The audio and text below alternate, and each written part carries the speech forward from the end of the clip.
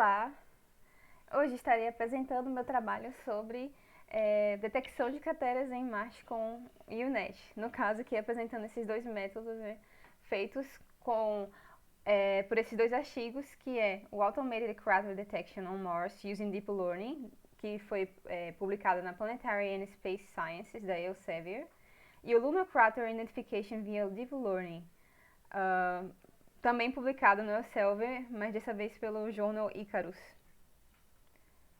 Meu nome é Raíssa Canelo. Sobre a detecção de crateras. A detecção de crateras em corpo celeste, ela é essencial para a gente poder entender como é que funciona a estrutura geológica dos planetas, dos objetos espaciais, asteroides, etc. Isso é interessante para que a gente consiga não só entender melhor como é que funciona, como é que é, onde é que está localizado, mas até para as futuras missões espaciais a gente saber também onde que seria o melhor local de pouso para um rover, ou onde que seria um local que teria mais propensão de se achar possíveis fontes de vida ou uma possível forma de vida alienígena, etc. Ou seja, estudar, né, os corpos celestes.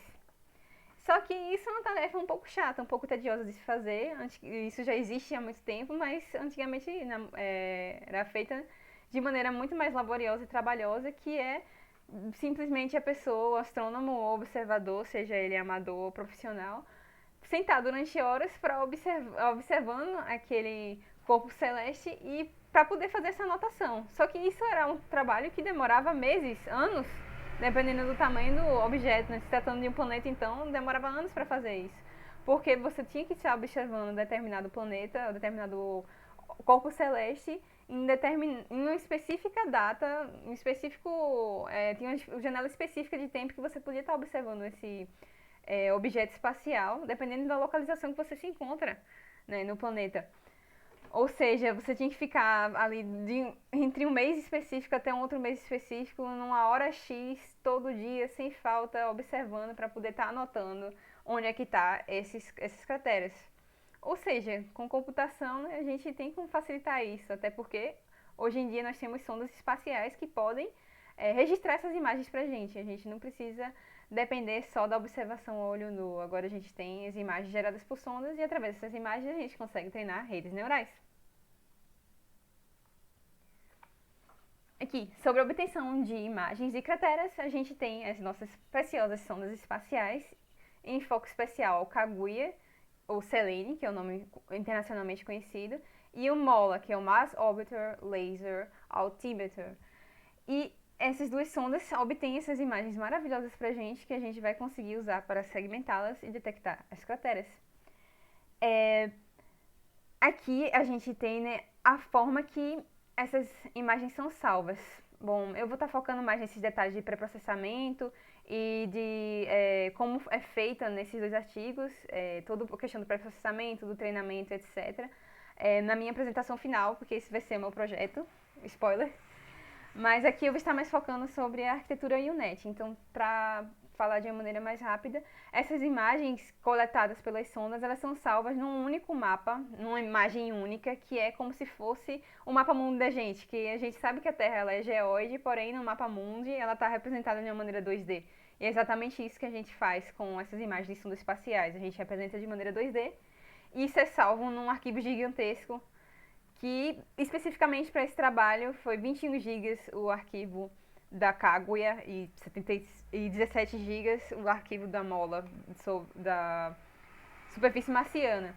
E aqui só para falar a diferença aqui entre o DM e o DTM, é que o DTM ele pega todo o solo de uma superfície, né, toda a superfície de um corpo, de uma imagem, e ele consegue abstrair. Se tiver um objeto, por exemplo, se a gente estiver tirando aqui uma foto de Marte, por exemplo, e porventura tivesse uma árvore aqui em Marte, ele não pegaria a árvore, entendeu? A altitude ficaria exatamente, a definição do solo ficaria exatamente o solo em si. Ele ia pegar o que está embaixo da árvore e ia plotar nesse gráfico aqui, nessa imagem, nessa projeção ortogonal. Já no DM não. Se tivesse uma árvore na Lua, iria sair na imagem o topo da árvore aqui nesse modelo. Essa é a diferença entre o DM e o DTM. Fora a questão de elevação e etc. Mas esses detalhes são mais específicos. E aqui, só para falar bem rápido, para processamento do DTM, obviamente, já que é uma imagem única, muito grande, né, bem grandona, a gente tem que quebrar ela em vários pedaços para poder alimentar a nossa CNN. E especificamente nesses dois artigos, eles utilizaram esse tamanho 256 e 256. Eu coloquei dois artigos aqui nessa apresentação porque uma é a implementação do outro. O artigo do Lee, que é o primeiro, que é o detecção com Marte, com as crateras de Marte, ele na realidade ele é uma aplicação do artigo do Silbert, que é com a detecção da superfície lunar, que usa o Kaguya. Ele pegou exatamente os mesmos métodos e o mesmo processamento que o Silbert usou, só que aplicou para crateras em Marte. Por isso que eu cito os dois aqui nessa apresentação. Mas enfim, fazendo aqui de forma pequena, né, selecionada, os dois têm técnicas diferentes para selecionar como é que vai começar a fazer essa quebra dessa imagem. E o objetivo é que a gente consiga percorrer toda essa imagem aqui, toda a imagem de 21 GB, de pedacinho em pedacinho. E a partir disso a gente consegue gerar uma projeção ortogonal dela para melhorar a questão de pré-processamento, para destacar melhor as crateras e ter uma reduzida aqui na resolução que ajuda, como se fosse um filtro gaussiano, mais ou menos assim, a justificativa para fazer essa diminuída na resolução. E no final se usa o padding para voltar para o tamanho original, 256 por 256, porque esse cartop aqui ele diminui a dimensionalidade da imagem, então a gente usa um padding também. Mas enfim, a questão do treinamento e da validação. Depois que a gente gera essas várias imagens, a gente, obviamente, alimenta a nossa CNN com essas imagens e a partir das anotações, que eu vou falar com mais detalhes na minha apresentação do projeto, das anotações que estão em formato CSV e na realidade são embutidas junto com a imagem, aqui nesse caso, ele consegue embutir as imagens junto com as anotações e salva num arquivo só, o que facilita bastante. Mas de maneira rápida, a gente, a partir das anotações, que as anotações são feitas por especialistas, é claro, de onde está cada cratera em determinado dataset, e a partir dessas anotações a gente gera as máscaras binárias, e com as máscaras binárias a gente consegue treinar nosso modelo e avaliar ele usando template matching. Bom, aqui são detalhes sobre os datasets, que o dataset de Marte aqui, né, ele tem 300 imagens, no caso ele conseguiu quebrar em 300 imagens, esse grande arquivo aqui de 17 GB, e fazer esse processo de quebrar ele em várias imagens, buscando percorrer todo o planeta a partir dessas imagens. E é feito o treinamento e a validação, etc. Tudo usando o template matching para avaliação e no final é calculado F-measure, precision, recall e N, uma outra métrica. Eu não vou estar falando aqui sobre as métricas que foram usadas porque a gente quer mais focar aqui na UNet e chegamos.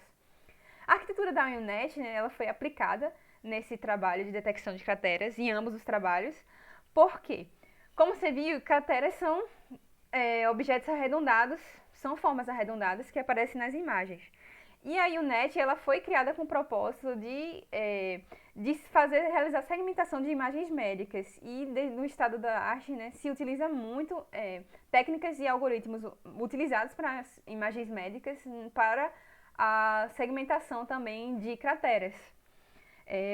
Tanto é que artigos mais antigos que eu encontrei, né, eu estava usando árvore e entre outras abordagens para imagens médicas, só que para crateras. Funciona muito bem, como é uma forma arredondada. Geralmente funciona muito bem, as mesmas técnicas que usa para questão de câncer em pele, etc. Se usa, aplica bastante para detecção de crateras também. Como é que funciona a UNet?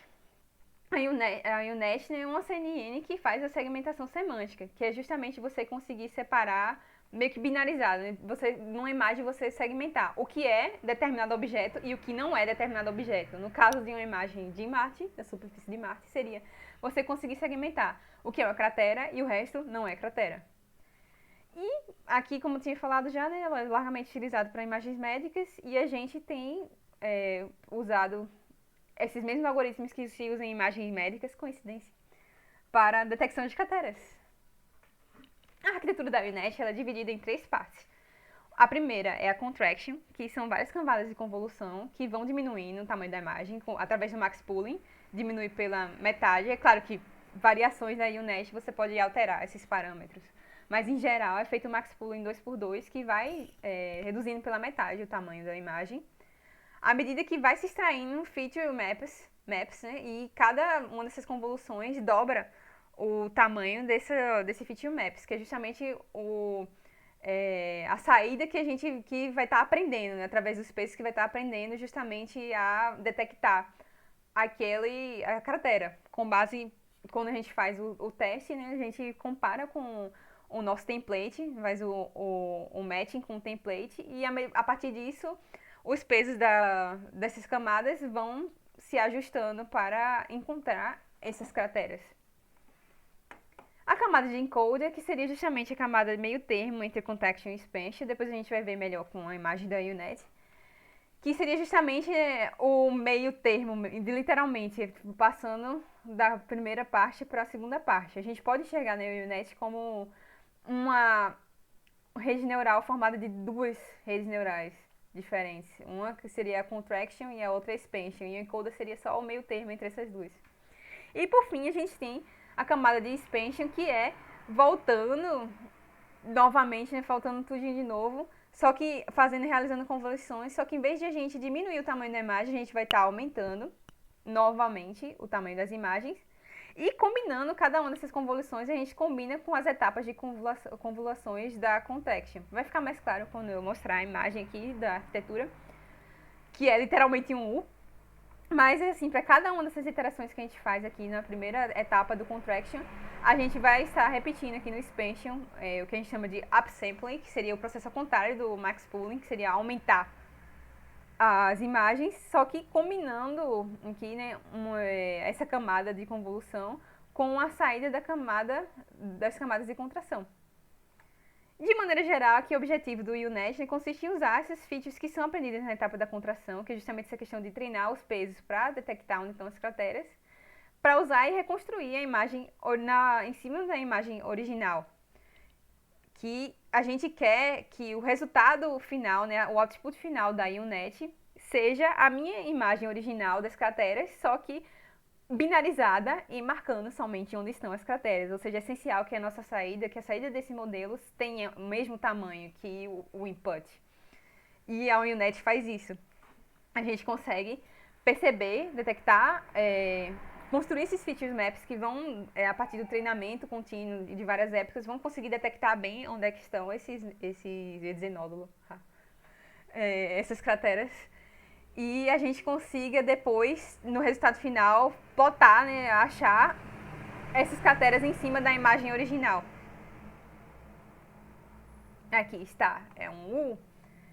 Eu optei por usar essa imagem e eu esqueci de pôr o crédito. Ai, meu Deus. Mas enfim, essa aqui não é a imagem original do artigo que tem lá do UNet, eu dei uma olhada.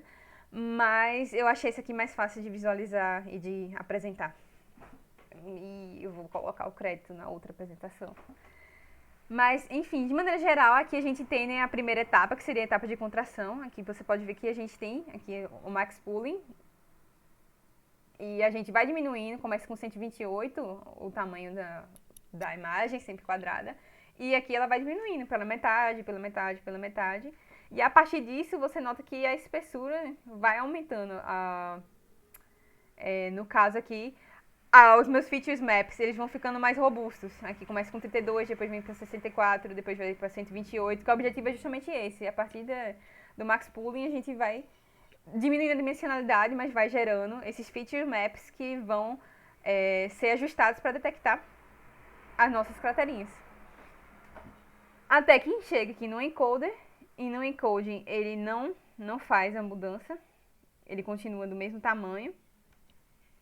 E a gente começa com o processo inverso, que é voltando aqui novamente, fez shrinkou, né? Diminuiu, agora a gente vai aumentar, fazendo o upsampling e usando de padding. Justamente os paddings eles servem para aumentar as imagens. E o objetivo da gente é que o nosso output, ele não só detecte, né, onde estão as crateras, mas que ele tenha o tamanho inicial do nosso input, o mesmo tamanho do input. E aqui a mágica do UNet é justamente essa camada aqui conectada, que a gente chama de skip, camada skip, que é justamente você pegar aqui a saída dessa camada aqui e combinar com essa outra camada aqui que está fazendo resample. Por que isso? Porque é como se a gente estivesse treinando o modelo aqui para detectar, a gente está treinando ele aqui. A gente está fazendo com que ele consiga, seja capaz de extrair features de maneira complexa, fazendo feature maps complexos aqui, nessa primeira etapa, nessa primeira perninha aqui do... E aqui na nossa segunda etapa a gente quer reconstruir essa imagem e combinar, e a gente faz isso, reconstruir a imagem, fazer com que ela volte para o tamanho original, mas aqui, a partir dessa ligação, a gente consegue combinar, à medida que a gente for remontando a imagem, a gente consegue combinar com esse mapa de features que foi gerado no treinamento da primeira parte da rede neural. Ou seja, literalmente aqui o output dessa camada aqui, ele vai ser usado aqui para construir o output dessa camada. É literalmente uma soma, você está concatenando, fazendo com que a saída dessa parte aqui seja utilizada como uma camada dessa camada, por assim dizer. E no final a gente consegue montar a imagem original, que é em precedente aqui para esse modelo, que a gente tenha a imagem no tamanho original na saída, porque é a partir dessa imagem do tamanho original que a gente consegue averiguar, checar, né, os candidatos, se todas as crateras foram detectadas ou não. Essas questões de como é feito esse processo de detectar, de ver se a imagem acertou ou não, eu vou explicar mais detalhadamente quando eu estiver apresentando o meu projeto, que vai ser sobre isso. Mas basicamente, através daquela máscara binária, a gente pega a saída, que imprescindivelmente tem que ser do mesmo tamanho que o input, e a gente compara com essa máscara, que também tem o mesmo tamanho do input, que no nosso caso é 256 para 256, né, que a gente, aqui do dataset. E ele consegue fazer essa comparação do output da CNN, que o output também é uma imagem binária, é justamente a máscara final, seria, por assim dizer, mostrando onde é que foi detectado as crateras. Ficam de forma branca. Tem dois métodos de fazer isso. Um é você só fazendo um círculozinho na imagem preta, você pega o input aqui da camada, vai trabalhando ele, e no output vai saindo uma imagem preta, e por cima da imagem preta você vai montando de cor branca o círculozinho onde é que estaria a cratera. E o outro método, que chama método de disco, esse seria o método de anel, o outro método de disco, que é fazer exatamente a mesma coisa, só que preenchendo o círculo, para o círculozinho aqui na nossa rede neural, quando ele for marcar o círculo de onde está a cratera, ele marca o círculo e preenche ele de branco também. Ou seja, fica uma bolinha assim, toda coberta de branco, em vez de ser só o círculo circundando a área. E é claro que através desse output aqui a gente também consegue, né, para termos de visualização, a gente consegue pegar o input, a imagem do input, e sobrescrever ela, né, com esses círculozinhos que foram achados, só para fins de visualização mesmo. No paper ele faz isso, só para visualizar, ele plota os que foram achados com a máscara, ele plota de vermelho a máscara, que seria os targets, né, o valor da votação, e de azul ele coloca a saída da CNN por cima da imagem original, para a gente observar o que a CNN detectou e qual era a anotação original, qual eram os targets, no caso o label, por assim dizer, que não é uma task de classificação, é uma task de detecção. Então os labels são os candidatos a crateras.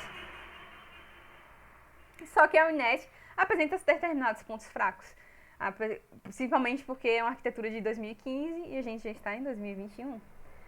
Entre os pontos fracos que foram explicados, que foram discutidos por diversos cientistas que estão trabalhando em melhorar esse modelo, tem a diferença semântica entre os features dos maps gerados nas duas sub-redes. Né? Você está fazendo esse encaixe aqui. Alguns veem como isso não é feito da maneira mais, como é que se diz, não correta, mas da maneira mais produtiva. Existe uma diferença no processamento que a gente está fazendo aqui, né, na primeira etapa, dos pesos gerados nessa primeira etapa para os pesos gerados nessa segunda etapa. E esse ligamento direto, né, esse skip layers, como chama, que é feito aqui, foi observado que existe uma diferença do que ele está querendo apontar para o que esse aqui está fazendo, entendeu? Que essa primeira etapa aqui do UNet, ela está muito focada em, no caso dessa teste da cratera, né, em fazer a detecção, de montar o feature map para conseguir encontrar essas bolinhas, no caso dessas crateras. Enquanto que aqui a gente está focando mais em remontar também, a ideia é que a gente continue puxando aqui os pesos que vão estar achando as crateras, mas também remontando a imagem. E aí tem esse argumento de que não é feito da melhor maneira que deveria ser, entendeu? A gente está colocando informações demais, entendeu? No momento que a gente pega, principalmente aqui, que a gente pega a primeira camada que for treinada e joga aqui para o output final, para a camada do final, né? A gente está colocando uma série de informações que estão redundantes, entendeu? A gente está passando os pesos aqui que foi da primeira camada treinada e está repassando para a última. Isso gera uma redundância enorme e faz com que o algoritmo, às vezes, ele foque em informações que não são relevantes para a nossa detecção. Como, por exemplo, um cisco, um artefato na imagem que não é interessante para a gente estar focando. E justamente aqui, eu que falei, a dependência entre as camadas, contraction e expansion, não é devidamente modelada. Realmente tem essa diferença entre as dos feature maps, da semântica dos feature maps, e é visto nessa questão, que essa dependência ela não é exatamente bem modelada por conta disso. Quando a gente está passando aqui o output dessa primeira parte para a segunda parte, às vezes a gente pode meio que estar desfazendo um treinamento que a gente fez com os pesos, sem querer. E aqui que eu tinha falado, a questão de o contexto global dos dados, né, acaba se perdendo e a gente acaba meio que fornecendo, reforçando redundância, principalmente nas fases de upsample, tem mania de falar unsample em vez de upsample, que é justamente aqui, a gente está passando isso aqui, e esses pesos, quando a gente vai passar para cá e combinar nessa camada aqui, ele pode estar reforçando features que não são interessantes, entendeu? Ele pode estar, sem querer, focando em algo que não é realmente a cratera que a gente está interessado, ou, de maneira geral, na feature que a gente está, na região, na feature que a gente está interessada em recortar ou detectar. E, novamente, a extração de features repetitivas, uso redundante de recursos também. Muito se fala sobre isso, a questão do recurso de memória que é necessário para plotar isso aqui. E eu estou um pouco preocupada em relação a isso, provavelmente para a disciplina eu vou fazer com dados reduzidos, porque o dataset ele tem em torno de 17 GB e quando você vai para processar ele na rede, um custo muito expendioso de memória. Porque para cada imagem meio que são... Eu esqueci quanto de giga que usa de RAM, tem no artigo.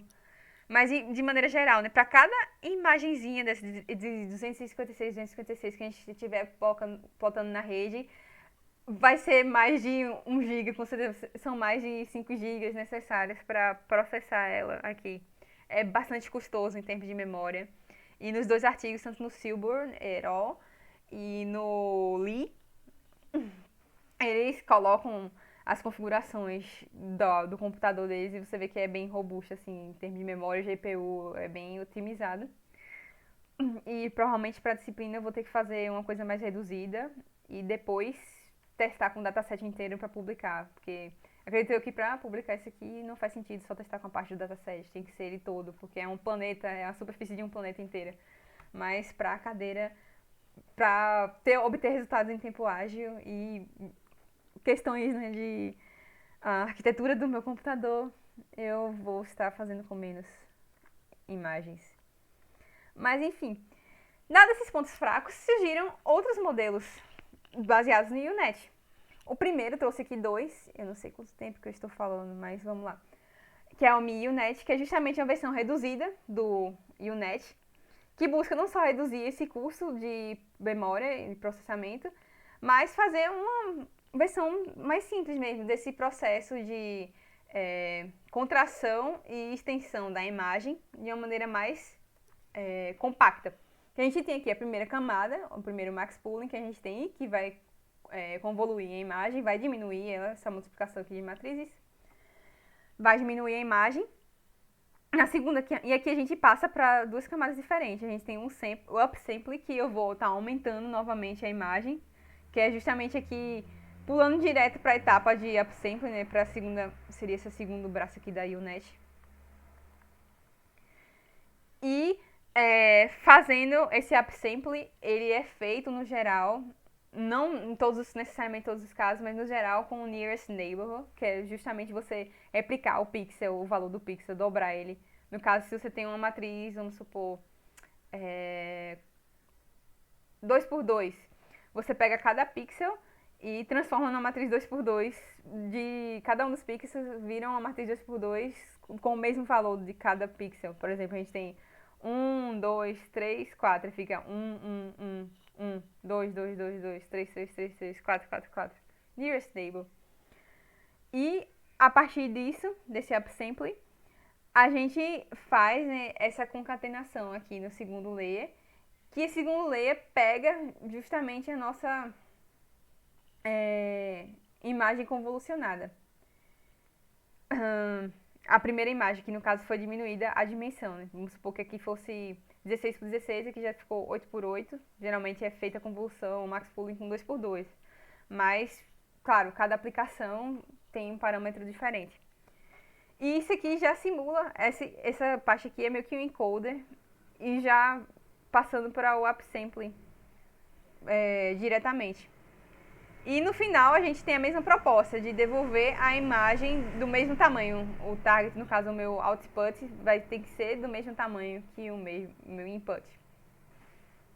E essa questão do map feature é tratada justamente aqui. É como se essa minha primeira camada ela fosse responsável justamente por ser o max pooling. O propósito dele é justamente você condensar as features mais importantes para você treinar os pesos de maneira adequada para que ele faça a detecção, faça a teste que você quer de maneira apropriada. E novamente você repassa aqui no skip, na camada skip, aqui para a concatenação, para essa segunda camada, e junta o seu upsample com essa aqui, com essa camada feita da convolução. E é por isso que é importante aqui não tá com tantos detalhes, mas aqui a configuração para ele aqui já está no mesmo tamanho. A imagem que vai sair daqui e a daqui. Quando for fazer essa concatenação, eles já vão ter que estar no mesmo tamanho para que ele só voltar ao upsample e chegar de novo ao tamanho original. E por fim, a gente tem a Attention UNet, que foi um modelo que eu achei interessante, que eu quero estar testando aqui primeiro, né, no meu projeto, que é uma rede neural que combina a arquitetura de atenção com a UNet. A UNet que a gente já viu agora, só que usando Attention. O que é a Attention, né? A arquitetura Attention, ela retém informações sobre features que são importantes e ignora o que é relevante. A gente estava vendo os pontos fracos aqui, né? Justamente essa questão de estar repassando pesos que talvez façam ênfase em features que não são tão essenciais para a gente, assim. E a Attention, ela através no Attention Gate, que é justamente a camada Attention, por assim dizer. Não sei se é correto chamar de camada Attention, mas para mim o Attention Gate é uma camada convolucional. E a ideia é que ele justamente ele treine essas camadas Attention, essa camada de Attention Gate, os pesos dessa camada, ele treine para focar nas features que são mais relevantes. O único trabalho, né, que ele tem, o único dever que ele tem é justamente tentar fazer essa detecção de onde é que estão os pontos mais relevantes daquela imagem para aquela nossa teste, que ele vai treinar matematicamente para poder encontrar esses pontos de ênfase. E, né, essas máscaras de foco, eu gosto de chamar assim, que eles geram meio que uma máscara de foco, que ela é refinada a partir do peso da camada de atenção. Chama-se a camada de atenção, vai estar refinando a camada daqui. A gente vai ter esse skip passando para cá, só que a gente não vai ter aquela redundância de dados tão forte como no modelo UNet de 2015, o primeiro modelo original. A gente vai ter como se fosse um filtro aqui bem no meio, quando for realizada essa operação skip. Quando for realizada essa operação, vai ter essa camada de atenção aqui para filtrar o que realmente é importante, o que realmente é importante nesses pesos gerados aqui, que tem que ser passado para essa camada da cá. Eita. Só que existem dois tipos de attention diferentes. A gente tem o hard attention e o soft attention. Eita. Ai, pulei aqui sem querer. Ah, sim, é como eu estava dizendo. Aí a ideia era usar justamente o attention com o UNet para esse problema, para que a gente consiga focar nesses resultados, né, de melhorar aqui essa questão da estrutura da redundância. E isso meio que, utilizando o attention, a gente vai estar melhorando. Me perdi aqui. Vai estar melhorando todos esses pontos fracos que a gente reparou aqui. É a questão que todos eles se resumem em uma coisa só, né? A questão de que a gente está repassando pesos para uma outra camada posterior, e isso pode estar gerando uma redundância enorme, porque a gente já tem uma convolução entre essas camadas, a gente já tem uma convolução aqui, e em vez de continuar linearmente, né, a gente volta e está trazendo esses mesmos pesos que já foram treinados, que já foram ajustados de volta para cá, né? No caso, a máscara geral, final, né, que foi gerada a partir desses pesos, querendo ou não, a gente está levando os pesos para cá também. E usando a tension a gente diminui esse problema de redundância que automaticamente melhora todos esses 4 pontos, que é a extração repetitiva, uso redundante de recurso. Aqui não necessariamente do recurso, porque a tension meio que vai estar gastando mais recursos da memória do que o UNet padrão. Mas toda essa questão de dependência entre as camadas fica mais bem resolvida, porque você vai estar passando uma peneira. Basicamente, você vai estar passando uma peneira aqui para escolher o que você está fazendo esse meio que um backpropagation reverso para frente, um forward, só que entre layers distintos.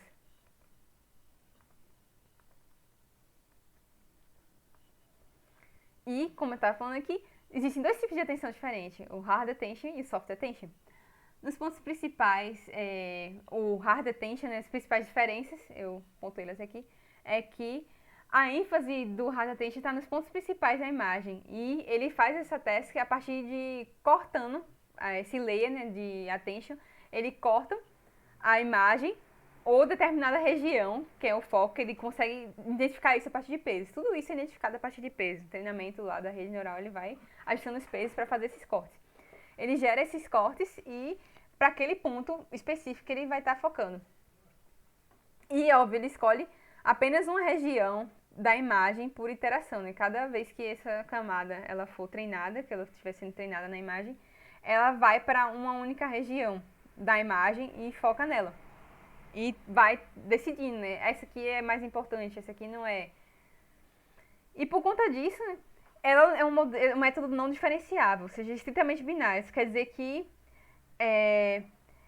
ou ele é ou ele não é, entendeu? Não existe meio termo. Ou é algo que essa feature, ou attention, né? Essa camada aqui, o hard attention, nada mais é que você está gerando um feature map, uma máscara, por assim dizer, a peneira. E a questão aqui de ser não diferenciável, que eu estou dizendo que aquele ponto que eu estou focando, que eu estou treinando, ele vai decidir, a decisão final dele é se aquilo é um ponto de foco ou não. Simplesmente isso. Não tem, não é probabilístico, assim, nesse sentido de que aqui é mais provável essa parte aqui na máscara lá da minha imagem, e eu tô fazendo gesto com a mão, sendo que eu não tô filmando com a webcam. Ai. Enfim, lá na minha imagem, eu consigo determinar, por essa máscara que vai ser gerada nesse hard attention, nesse layer, ele vai dizer, olha, esse ponto aqui ele não é interessante, esse ponto é interessante, esse não é, esse não é. Isso é hard attention. Enquanto para o soft attention, não, ele seta os pesos para todas as regiões da imagem. Ele é feito como se esses pesos fossem a probabilidade, entendeu? Não a probabilidade, mas literalmente é determinístico aqui.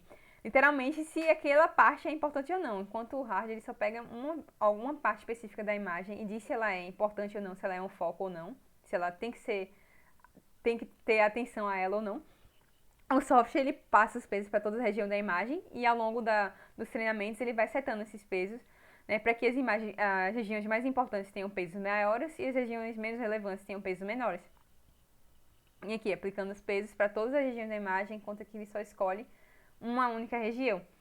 E, em detalhe aqui, é que ele é diferenciável, justamente porque ele não é como é estritamente binário. Ele não diz assim, olha, essa região ela não é de foco, ela não é de foco. Não, como ele usa pesos, não é binário, entendeu? É a partir do peso. O peso ele pode ter qualquer range de valor aí pré-definido. Ele determina quão importante aquele pedaço da imagem, aquele pixel é ou não. Ou não é. Ou que diga, quão importante ele é um grau, não é binário, tipo, aqui é só é importante, não é importante, preto ou branco. E aqui não, tem os graus, né, são tons de cinza, por assim dizer.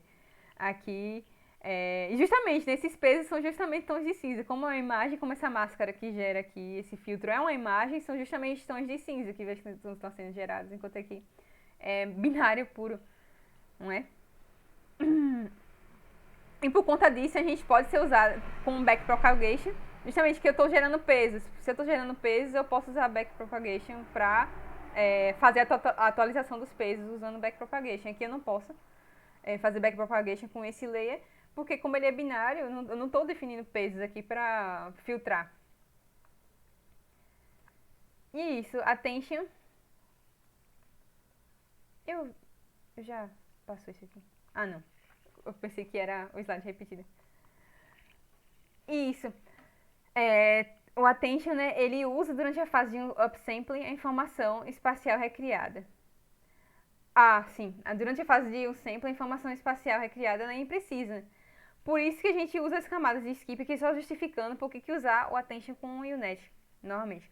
Durante a camada de upsampling, a informação ela é recriada, ela fica meio que imprecisa aqui nesse nosso primeiro modelo. A gente tá repassando aquele mesmo problema que eu já tinha definido antes, que tá repassando aqui os pesos para essa parte aqui de novo, só que a gente está passando valores redundantes e corre o risco de a gente meio que desfazer um pouco do treinamento ou de estar focando em um ponto que não é importante. E a gente usa as camadas skip justamente isso, para a gente conectar os feature maps da segunda fase com a primeira, justamente para essa informação passar, aqui falando da UNet no geral, a UNet original. A gente usa essa camada skip, que é justamente aquelas ligações que a gente tem aqui no U, para poder solucionar isso. E a partir disso a gente consegue passar os pesos que a gente teve aqui para cá de novo. Exemplo, o risco aqui, né, que aqui a gente faz a convolução e quando a gente está voltando aqui, está fazendo o upsampling, a gente está redimensionando a imagem, aumentando ela novamente e isso a gente pode meio que estar perdendo os pesos que a gente tinha treinado antes. Por isso que a gente meio que revolta aqui, faz esse skip. A gente faz esse processo aqui do skip layer para repassar esses pesos novamente.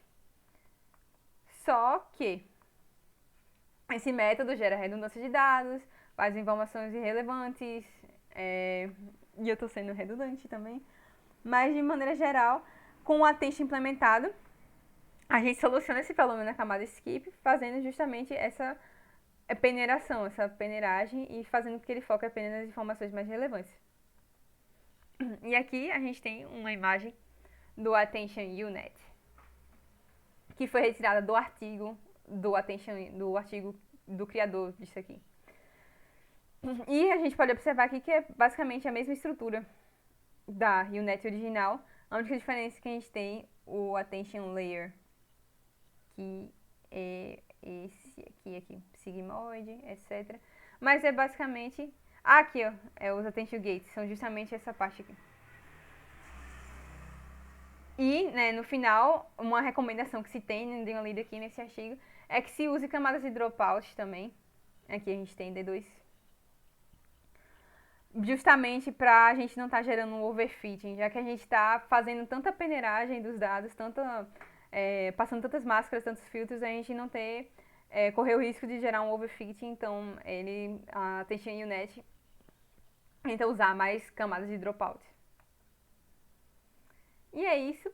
E eu espero estar aplicando a Attention nesse dataset de imagens, tanto para as imagens de Marte quanto para as imagens da Lua. Porém, eu vou estar mais focando nas imagens de Marte. Ainda não defini, na realidade. Eu estou vendo qual que para o escopo do projeto, qual que fica melhor trabalhar primeiro. Mas eu penso para trabalhos futuros rodar essa Attention UNet para ambos os datasets e fazer um artigo.